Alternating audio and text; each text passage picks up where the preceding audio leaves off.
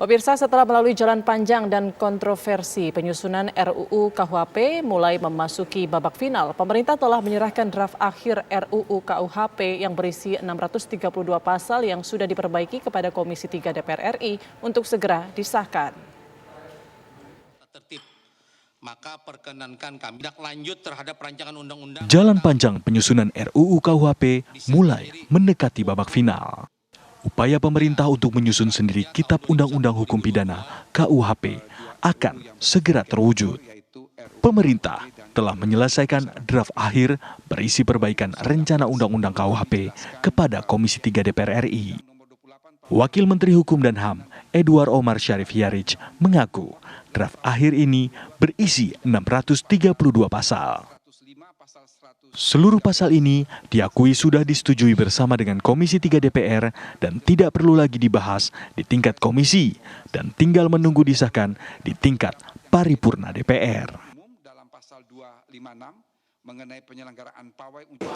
Itulah hasil penyempurnaan dari pemerintah. Pemerintah serahkan ke Komisi 3. Tapi ada satu kesamaan frekuensi bahwa ini harus segera disahkan. Tapi kita tidak menentukan waktu harus kapan, tapi karena besok sudah penutupan masa sidang, kan reses sampai dengan 16 Agustus, berarti pembahasannya pasti sesudah 16 Agustus.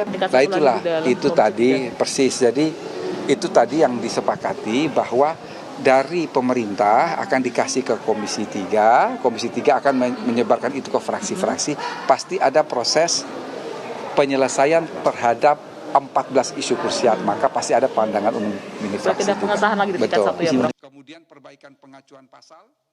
Meski masih ada peluang untuk perbaikan, anggota Komisi 3 DPR RI Habibur Rahman mengaku bahwa draft akhir RUU KUHP tidak akan lagi mengalami perubahan substansi. Seharusnya tidak ada perubahan yang signifikan ya dari apa yang pernah disepakati sampai September 2019 antara DPR dengan pemerintah, karena kalau mengacu di Undang-Undang MD3 dan pembentukan peraturan perundang-undangan P3, setelah tahapan tingkat pertama di mana telah disepakati di komisi atau alat kelengkapan, maka berikutnya adalah tinggal paripurna. Cuma memang karena mengakomodir tuntutan di masyarakat waktu itu dihentikan, lalu ada belasan kali sosialisasi dan penjelasan yang dilakukan pemerintah. Hingga saat ini kita mau lihat secara resminya seperti apa. Tapi menurut saya nggak ada ruang yang terlalu besar untuk melakukan perubahan terhadap RKUHP. Untuk menyelesaikan sejumlah kontroversi dan banyak dihujat seperti penghinaan kepala negara, sejumlah penjelasan yang sangat rinci dan draft RUU yang baru diharapkan tidak akan menimbulkan multitafsir dalam penerapannya.